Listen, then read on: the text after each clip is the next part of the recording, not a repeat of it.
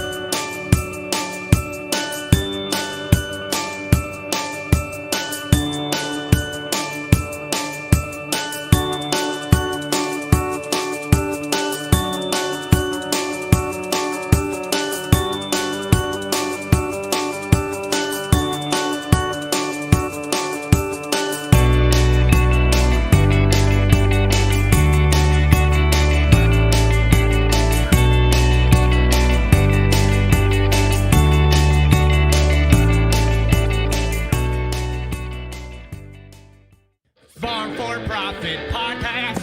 Take a listen, have a blast. Farm for Profit Podcast. Learn about farming while having a laugh.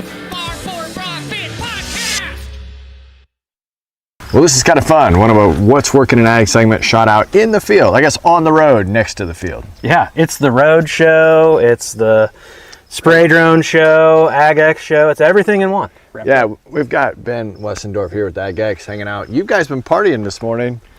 I don't know if this is partying. I mean, we have different ideas of partying, I guess. You walk outside and it rained another inch last night. We can't get ground rigs in the field. We still want to do trials, so I called Ben up. He wasn't doing much today. Well, I think I pulled him off of some other things. You tell my boss I was really busy. Yeah, so he brought his spray drone out. This is a DJI T40. Yep.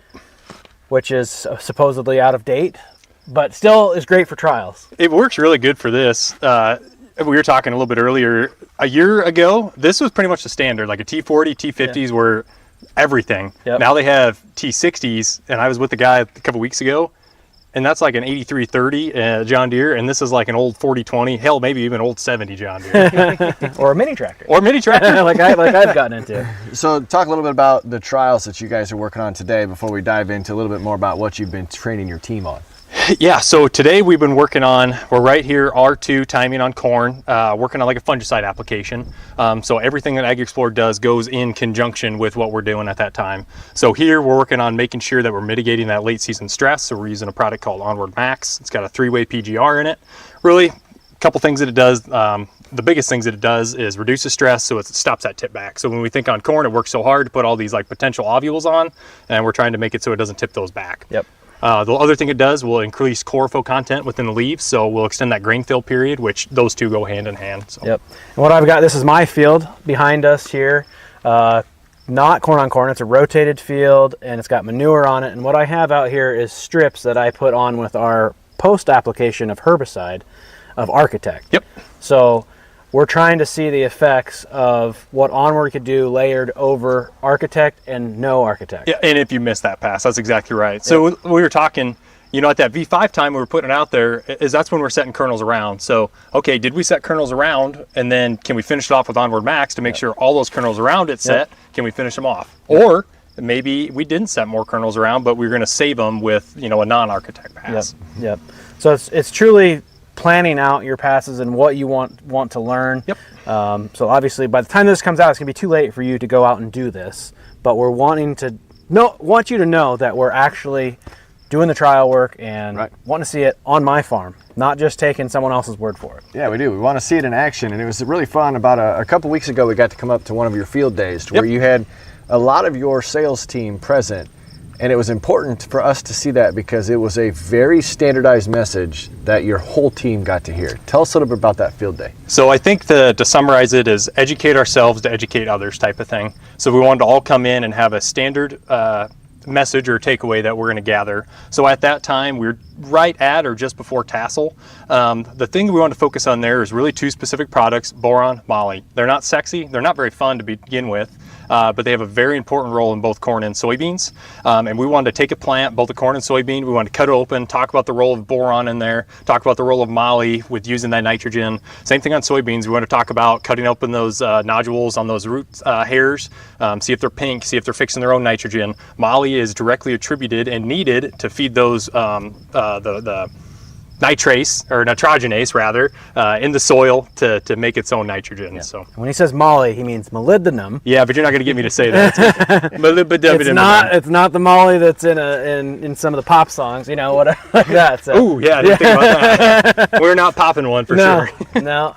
So what you're talking about on this moly is it's not needed in a huge amount. No, fractions, but it just pairs well with the boron. And also what we learned was, from my aspect, was boron.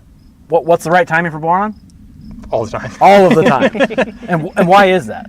Because when we look at a demand curve, there's two different opportunities in a plant to be using boron, in a corn plant specifically. So if you look at a demand curve and I'll face the camera so we can make sense of this. On the vegetative stage, it is needed for plant growth. Literally, it is there so the plant elongates. And then it'll stop for a little bit. It doesn't stop using it, but the need is a little less. And then when it takes off again is when we're starting to mobilize nutrients out of the leaves and into the plant. So it's really needed there all year long. Yep.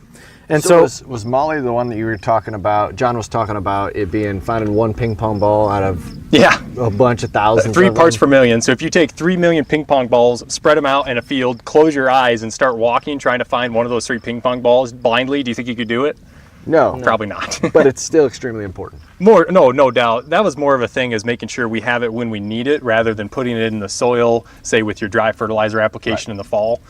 Making sure it's there when you need it. Yep. So we weren't doing any nutritionals with this pass today, but what product would we be looking at to get that moly and boron out during that fungicide or later season nutritional pass? So if we're looking at that boron and moly pass, which we are a lot of the times, it'll be very originally called boron duo. So it means it's boron and moly in there.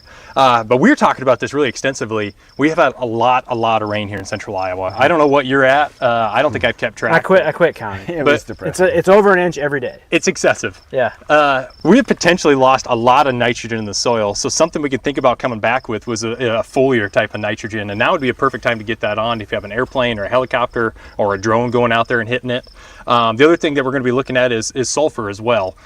Sulfur is leachable in the soil. We don't think about that oftentimes. A lot of times we only think about the nitrogen. But if we can get some sort of foliar sulfur out there to green that plant up, and again, what we're doing there is extending that photosynthesis period. Exactly, and it was a lot of fun for me to be able to sit there and sometimes you talked clearly over my head, but to be in the room and see your entire team be able to get the same message, get the same delivery, and start working on that same plan that you all put together. We were at that field day. That was called what, your road show? So that was just our just an education plot day for our sales. But you guys do have a road show. We do have a road show. Yep. We visited every sales rep that we have in every state, talking crops, not talking products, just talking crops. So between the road show and the field day that we came up to, what are your guys taking away from it? There's some simple things that we can do that's not an expensive, $12, $15 an acre product, like talking about boron and moly, for instance. It has a real world impact and it's something the crop needs. And we're not talking much of an investment on a product like that. So let's get educated. Let's learn how they work inside of a plant, and go hit the fields with it. Right. Yeah. And there's something to be said about getting to the fields. Well, Corey's probably has something to say about getting to the fields. It's hard to get in the field this year unless you want to wear your mud boots every day and truck around. Or we'll get this old girl. That's really nice that we have this option, because normally I would be out with my high crop sprayer, going through doing the trials myself, but Ben is luckily bailing me out this year. Right. So we're still going to have some good data. And I still am holding out that I can get in there, but man, we need at least 3 or 4 days without rain. Yep. So we've got our tiles just maxed right now, and it doesn't look like the forecast is any better. But obviously when this comes out, it's going to be a little bit too late in the season for you to really affect the crop. I know later and later feedings are very important. Seems to be trending that way. But as we look into our crop plan for 26 and beyond, what can we learn from this year and the trials that we're doing, so when we're making decisions this winter, that it's a lot easier? Because I know as a farmer, it's much easier to plan for this than to have that emotion in season to go, do I need it? Do I not? Is it going to ROI? Is it going to not? So I think the one that's easiest to focus on is just reallocating money rather than investing more. Chances my banker's going to give me more money in a tough crop year are about that much. Yeah. So let's talk about, instead of spending all my money up front on potassium, sulfur, boron, or nitrogen or phosphorus, let's talk about breaking it up and giving it to when that plant needs it. So again, sulfur is a really important one. Instead of running elemental sulfur, maybe let's switch to something more available with your Y drop, and then maybe let's also focus on making a sulfur pass at V5 or even this R2 time frame. Yeah. That's really the thing that we're going to focus on going forward this next year. So look into some of your budgets, which talk to Tanner for that. Well, I do love that this relationship with AgX has really made it a plan. It's not just we're going to throw products into the field.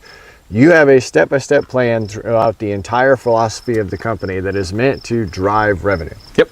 It is, and what I like about it is their education first, but by doing stuff like this, that going above and beyond, you know where your product works and you know where it doesn't. And I think not knowing where it doesn't work is probably more important than where it does. Yep. You know, we were going to put a product, we were going to put on the Architect. Yep. On a couple fields of my early corn, and it was past V5. Yep. And you said, "Well, Don't do that. Corey, I don't want to, not sell you a product, but I don't think that's your best chance for success." That's right. And so we allocated that to a different field that wasn't. It was at V4. Yep. So that to me was like, man, he's not just a salesman trying to sell me another product. Yeah, we appreciate the relationship. I appreciate the two of you letting me come out and find you, watch this bad girl run. Well, you're flying this thing next field. Yeah, I love you get it. a ride on it. Probably light Hop enough. on, buddy. Yeah, exactly. I know. Thanks for taking the time, bet. listeners. That is what's working in ag.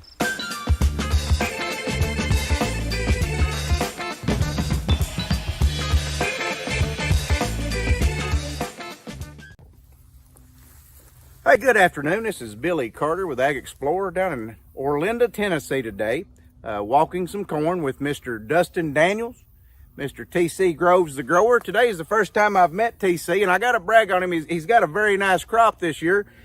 Dustin is with LG Seed, and Dustin says the reason that he has a really good crop is because he knows what seed hybrid to plant. So, that's what we've got going on. But we are looking at a very nice crop of corn today. And what we've been down to discussing is it's late season. And are we going to make another pass on this corn with $3.70, $3.80, whatever the commodity price is on corn today? Does it warrant making an extra pass? And what are we looking for when we go to look that way? So, TC, you're a grower. Yes, sir. Tell us, as we come out here and look at this crop, what's the first thing you're looking for to start thinking with these commodity prices if you're going to go on and do anything or your game plans? First thing I'm going to look at is my plant health, which we flew over it 2 weeks ago, and this field right here is probably one of the best corn fields we have as far as color and stand, and just the way that it looks absolutely excellent. Yeah. TC, and you're talking about flying over. You're not talking about flying an airplane and flying fungicide. Of course we did that, but you're Yes. talking about investing time and effort yourself. Yes, we actually rent a plane about every year and fly over and look at our corn to be able to kind of see our nitrogen management, and this, you can tell so much more over the top of a corn crop than you can standing there walking through it. I understand. Dustin, what are some of the things you're consulting here with TC? You're doing some things. You got some corn in your hand. How are you liking the hybrid that you have out there? And tell us a little bit about that hybrid. It looks good. This is LG 65 C30. So it's a new one in our lineup. We have been impressed with it through production trials the last couple of years, and so it's the first year we're doing it in major field production. But I tell you what, it looks phenomenal. It handles stress, which is a good thing because this last couple of weeks we've had some. It's been hot and dry, but we're hanging on. We've got some good ears here. They're averaging probably about 17 around on average. A few 20s out there, a lot of 18s, a couple 16s. They're probably averaging 17 to 18 on average by about 34, 35 long. So we got some good ears out here to try to protect. Yeah. So we've got the kernel count. We've got the stand. Yes, sir. Now, y'all have mentioned it's been hot and dry. Yes, sir. But I tell you what do you do when it's hot and dry? It's like, daggone, do I pull the trigger? Don't I pull the trigger? But we know when we get those late season potash applications, that potash is going to naturally flow that water through the plant. Yes, sir. And as we're looking at this corn right here, we're half milk line. We're juicy as can be. You know, it's juicier than what Grandma would make fried chicken on Sunday afternoon in the skillet, ain't it? I mean, so we know that we've got 50% of yield to go. So we've got the option. We can either say, hey, we're done, and our ears look good, or we can say, hey, we're going to push the water through it. We're going to put the boron in there to make sure the reproduction follows all the way out. We're going to add a little bit of sulfur to keep that green, to gather that photosynthesis. We're going to finish this out with photosynthesis. We're going to finish this out. And instead of these going to popcorn kernels, we're going to shell thumbnail kernels. Yes, sir. So I think growers maybe get scared about that as they look at the prices. And there's nothing wrong with prices, we said earlier, if you've got bushels to sell, right? That's exactly right. And I think you made another point a moment ago. I said, hey, you got to invest in a crop. What do you know about this crop? I know that crop right there is pretty much made. We just have to finish it out. That's right. Don't give up on it too early. Don't give up. And you know, guys, that's what I want to stress the most. I mean, you talk about a late potash, boron, sulfur application here, and it's absolutely needed. Fungicide application, of course, just to drop that ethylene down. But we do the best job we can do on buying the right hybrid. We have a gentleman like Dustin come out, they place the right hybrid. And we band our fertility. We use the seed treatments. We use the best herbicides. We use the best fungicides. And we walk away from it and we shrink down. And what can be a 270, 280 crop, we're happy when it comes 220, 230.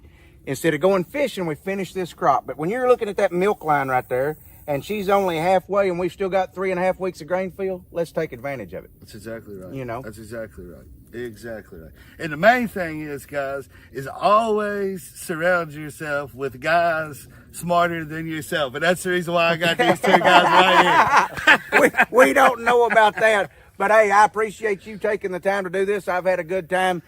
Dustin actually paid us to get on here for LG and show these ears. We don't know that they're really LG ears, but we're going to take his word for it. But anyway, fellas, enjoyed it. Looking forward to seeing how this crop turns out. Yes, sir. Yes, sir. Hello and welcome to From the Field from Ag Explorer. My name is Gunther Kreps. I'm the Executive Vice President with the company, and I'm happy to be here today to do our final wrap-up during the growing season for From the Field. This year we've had a lot of episodes. We've talked about a lot of things. We've talked about a lot of agronomics, and we've based them around 5 phases. And those 5 phases is that first one we call the foundation phase. That's our from the combine to the planter. Everything that we do from the time we leave that field with the combine to when we stick a seed in it. So that's your plow down, your soil testing, your field work, your residue management, all the things that we think about before we go in there with the planter. After that, we focused really heavily in on that establishment phase, talking about that seedling, getting it up and getting it going, and the importance of that early season root establishment, especially in corn, right? When we think about corn, remember guys, corn has 2 root systems. And that first root system is called the seminal root system. And that's the one that comes out of the seed, and that's that radicle. And if you think about corn, this little baby corn plant was determining its yield potential when it lives off the nutrients and energy held in that seed, plus what it gets out of that seminal root system. And from V3, which a V stage is a lot like my shirt collar, right? So it's going to have a V in the front and a ring around the back of the leaf. From V3 through V5, that plant is determining its yield potential and the number of kernels around. In this year right here, we have a 18 around, right? Which is a typical one that I have in this field behind me. Where I have an untreated section, it's constantly or consistently 16 around. So by managing through that phase, we were able to set 2 more kernels around, which in itself is about a 12.5% increase in kernel set. Now that does not mean a guaranteed 12.5% increase in yield if we just do that in that phase. Data would show you that it's typically a 2 to 3% for every 2 more kernels around that you add. So for easy math, if you're in a 200 bushel corn crop, 2 to 3%, it's another 4 to 6 bushels, which is a nice yield bump. But guys, I'll tell you what, if we can do that and then manage it through those next phases that we talked about with from the field, that's where we can turn this from a 2 to 3% into a 7, 8, 10, 12, 15%. And that's what we do. And that's what we focus on. So we went from that foundation or that establishment phase, and we went into what we call the architecture phase, which is personally my favorite phase. So that's where the industry calls it the vegetative stage, which I think is way too generic. I talk about architecture because these plants are structures. Leaves are so much more than just a solar panel. They are also a fuel tank. I love asking the question, if you have, for your farmers that watch, Do you just have a 100-gallon diesel fuel tank on your farm? The answer is no. That's laughable, right? So the reason you don't is because when it's go time, you need the fuel on the farm, right? When it's time to plant corn, or time to plant beans, or time to plant cotton for you guys in the South, or rice, you've got to have that diesel fuel sitting there, right? So you've got it to go to the field. You can't be waiting for 100-gallon drops every single time you need fuel.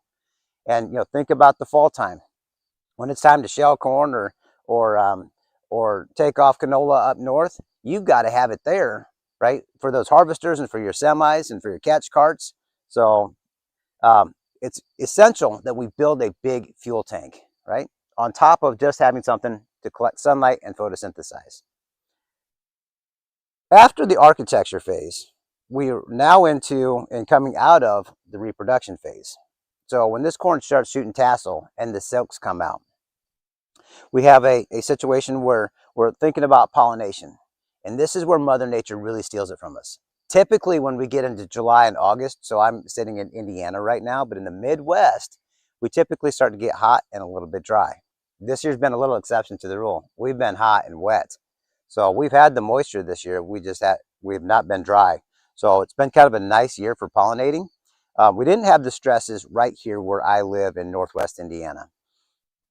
When you see stresses come during the reproduction phase and pollination phase, this is where we experience a yield loss called tip back.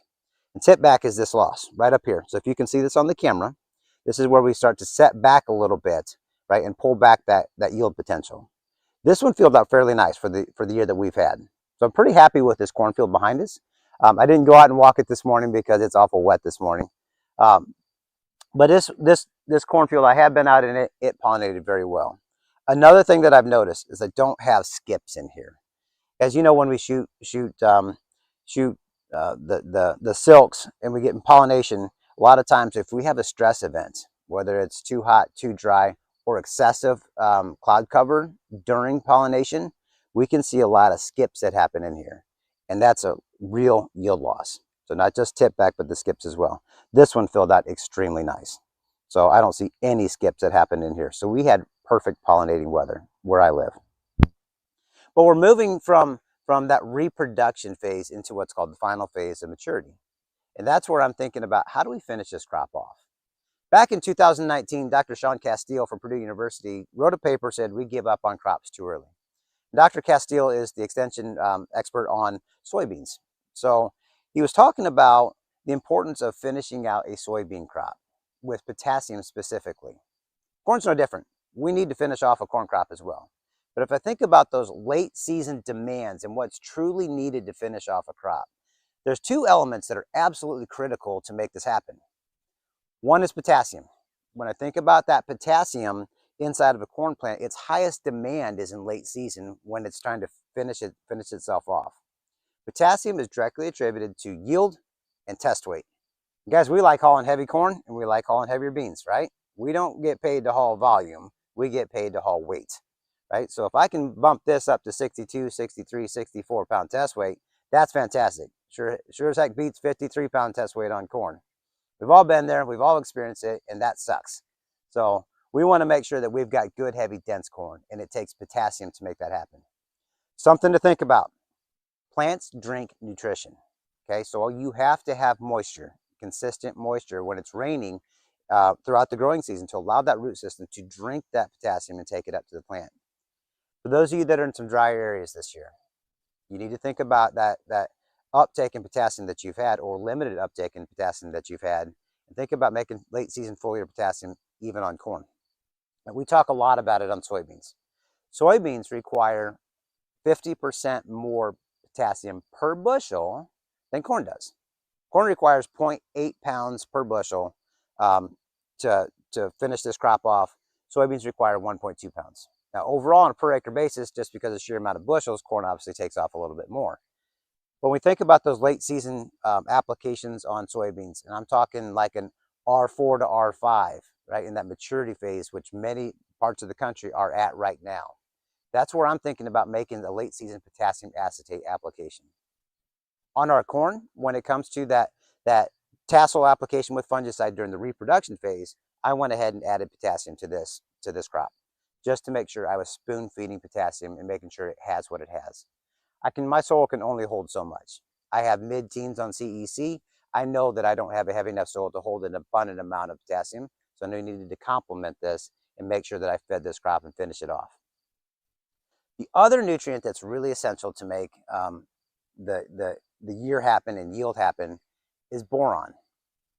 So in a corn crop, bean crop, rice crop, cotton crop, canola crop, it doesn't matter. Boron is essential to mobilize nutrients source to sink. Think of boron like the traffic cop of nutrients. What it does is it directs that flow of nutrition inside the plants, and it helps in a late season function called source to sink movement. So source to sink. What the source is, it's going to be the leaves and the stalk. So that stalk right there that you see behind me, these stalks behind me, 80% of the potassium that I put into that plant is stored in that stalk. So what that boron does is it mobilizes that potassium out of that stalk and other nutrients out of the leaves and other carbohydrates and sugars out of the leaves and shoves it into that sink, which is the kernel of corn on this crop. On soybeans, it's a pod. On wheat, it's a head of wheat. On cotton, it's a boll of cotton, right? So we want to mobilize out of that plant tissue and stick it into that fruiting site. And that's what boron does. So for me, I always add boron to a late season application with my fungicide, or when I come back on soybeans I do a little differently. So I do an R2 application, a later R2 application of my fungicide insecticide. I add potassium acetate and I add boron plus a carbohydrate or a sugar package with technology onto it with that application.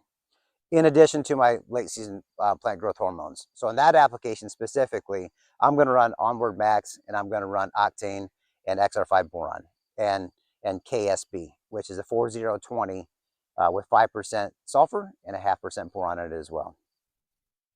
After that, I come back on my soybeans and I hit them one more time at R4.5 to R5. And that's where I really double up on my late season potassium. And I'm going to run a potassium acetate specifically like KSB or a Nutri-K type product. Acetate's 4.5 times more efficient in foliar uptake and utilization in plants versus any form of foliar potassium, bar none. So that's why we really prefer to lean towards those potassium acetate formulations. Not all foliar potassium is created equal. And I spike that late season application with an additional pint of boron. You don't need a tremendous amount, right? Just enough to finish that crop off and allow that crop to mobilize its source to sink and put it into that sink or into that grain and that fruiting site. And those are two key elements that it takes to really finish crops off. Something that we try to put all our eggs in one basket. Most of us, guys, and you know I'm talking to a lot of that's watching this, most of us put all our eggs in that basket called the soil. Right? And we go out there and we fertilize with 0060 or 0050, and we depend on that soil to feed that crop all the way through. That's one way that plants eat. Guys, what I would encourage you to do as you think about your fertilizer budgets is reallocating some of those dollars and moving some of those dollars into a foliar application and making it part of your total fertility program. Not asking you to save less. I'm not here to save you money, right here to give you a better ROI. And what I've experienced for better ROIs is when you break up that nutrition. I'm not a big proponent of just cutting stuff out of the soil and doing it all foliar. It's just a part of it. You got to have that base, right? So keep doing that, right? But think about reallocating some of those dollars into the right time and putting it on when this crop truly needs it. If I asked you what's the #1 nutrient late season that a plant needs, most of you, if I looked at this corn crop, you would say nitrogen. And you would be wrong. The biggest demand of any nutrient is potassium, and it holds true for most every single crop. So think about it as part of your program. Challenge yourself and to experience something different and push your yields and see a bigger ROI. Guys, thank you for joining us this year on From the Field. I'm Gunther Kreps. We're happy to have you. Please like and subscribe to our channel. You can also find us on Top Crop TV and the Farm for Profit podcast. So appreciate you. Have a great harvest this fall. That's going to wrap up our final From the Field of 2025, the final push. Today you heard from Gunther Kreps, Billy Carter, and our special guests on how to make the most of the last phase before harvest. The maturity stages where grain size, test weight, and quality are decided, and potassium, sulfur, and boron still have a big role to play. Thanks for riding along with us this season. Be sure to subscribe to Ag Explorer YouTube channel so you can catch future agronomy updates, and let's finish the year strong. We'll see you in the field.